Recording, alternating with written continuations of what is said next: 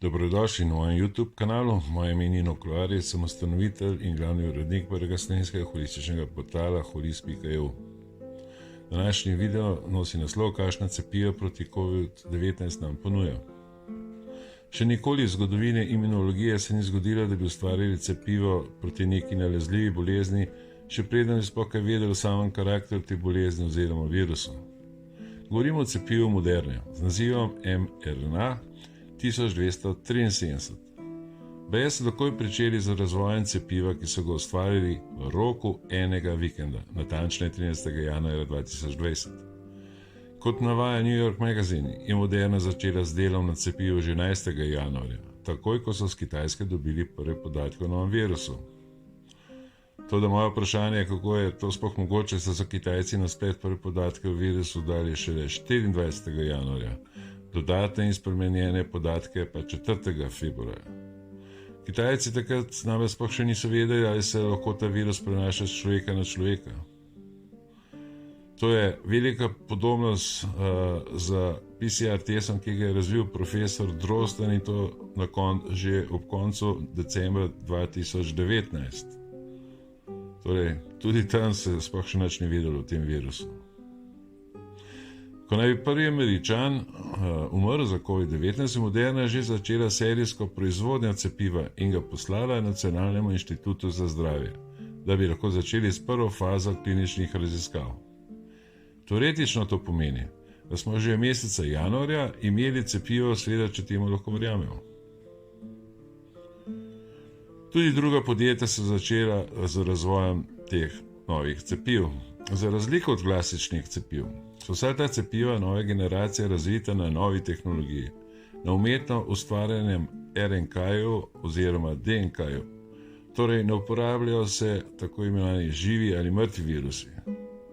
Ta cepiva v človeško celico pošljajo koščke RNK-ja oziroma DNK-ja domnevnega koronavirusa, da izzovejo imunski odziv organizma. Na tak način lahko telo kasneje prepozna vsiljivca in ga takoj uniči. Britanski proizvajalec AstraZeneca za transport DNK v celico uporablja adenovirus šimpanzov. Vsi ostali proizvajalci pa uporabljajo modificiran virus korone. Cepivo AstraZeneca se hrani pri temperaturi od 2 do 8 stopinj Celzija, torej lahko ga spravimo v klasičen hladilnik. Ta proizvajalec je tudi zagotovil, da s cepivom ne bodo delali dobička, zato je ta tudi daleč najcenejši. Tudi rusko cepivo Sputnik in cepivo izdelano Johnson & Johnson uporabljata DNK domnevnega virusa kot sredstvo vnosa delčka virusa v celico. Cepivo Moderne kot sredstvo za transport informacij ne uporablja DNK, temveč RNK oziroma mRNK. M pomeni messenger ali prenosnik po slovensko. Torej, delček RNK-ja se zaščiti z micelom, to je beljakovinska ovojnica, in se na tak način vnese v celico, kjer odda informacijo in s tem povzroči imunski odziv telesa. Cepivo Moderne se mora hraniti na -20 stopinj Celzija, da lahko po nekaterih informacijah obstane 30 dni, po drugih pa kar 6 mesecev. Tudi ameriško oziroma nemško cepivo Pfizer-BioNTech uporablja mRNK. Ker ima to cepivo na normalni temperaturi rok uporabe zgolj 7 dni, se ga mora hraniti na temperaturi -70 stopinj Celzija, kar zmanjša možnost, da bi se ga lahko uporabljal v revnejših državah, je pa zato njegov rok trajanja 6 mesecev. Ti hladilniki, ki omogočajo tako shranjevanje, stanejo približno 70.000 evrov. V zvezi z zadnjima dvema cepivoma, ki kot prenašalca informacij v celico uporabljata mRNK, so se pojavile bojazni, da bi taka cepiva lahko pri plodnih ženskah v primeru nosečnosti povzročila spontane splave, kajti uporablja se beljakovina sincitin-1. To je adenovirus v placenti in to bi lahko povzročilo imunski odziv. Zakaj se uporablja ta beljakovina?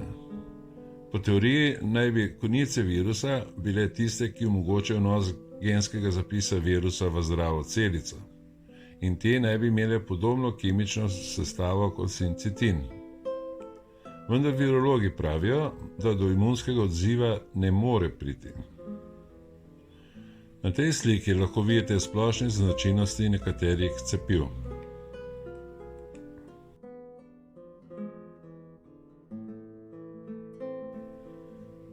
V Rusiji so že začeli s cepljenjem, seveda z njihovim cepivom Sputnik. Tudi Kitajci so razvili cepivo in kitajska vojska se je začela cepiti že letos poleti.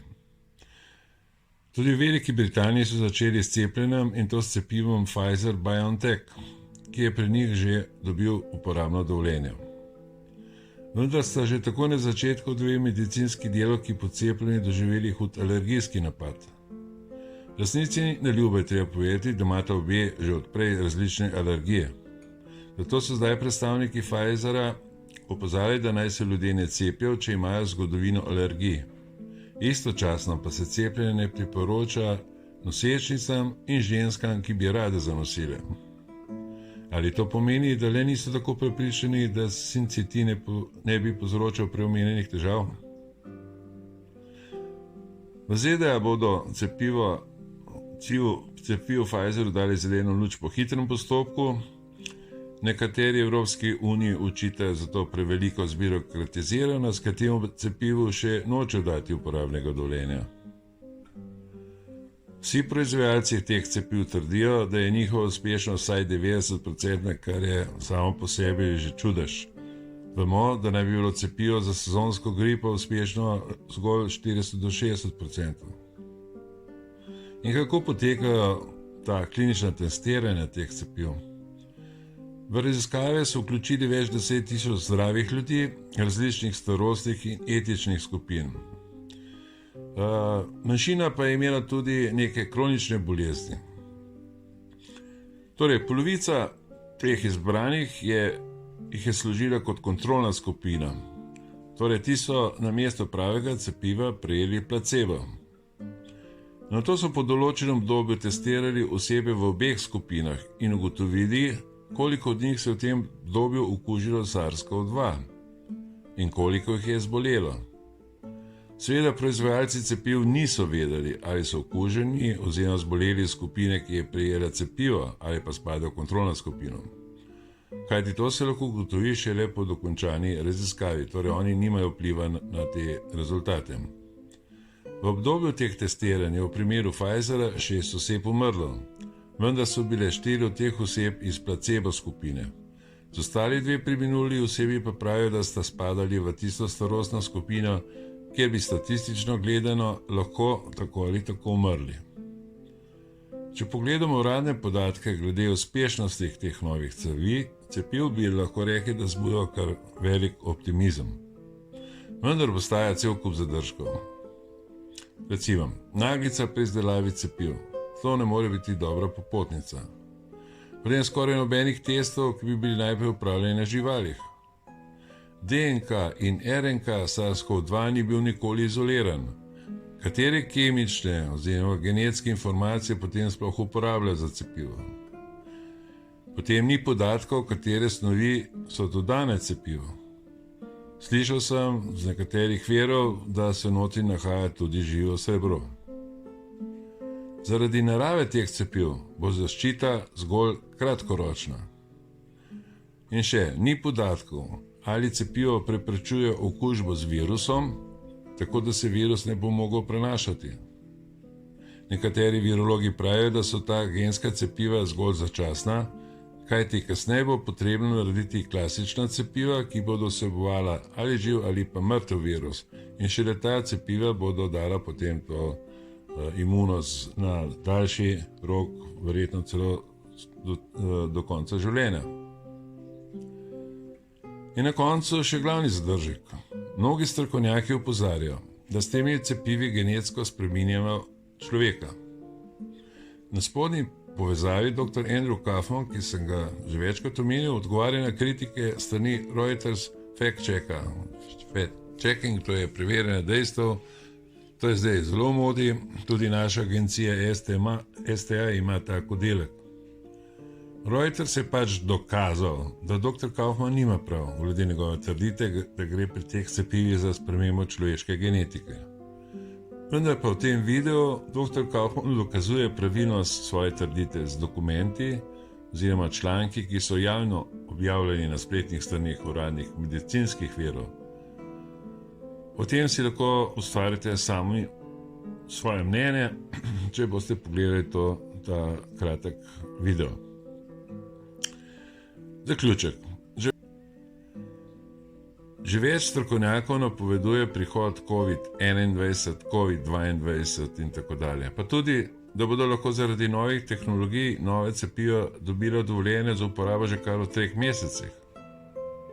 Skoraj celo leto smo poslušali, kako bo odrešitev za tako imenovano korono krizo prišla s cepivi.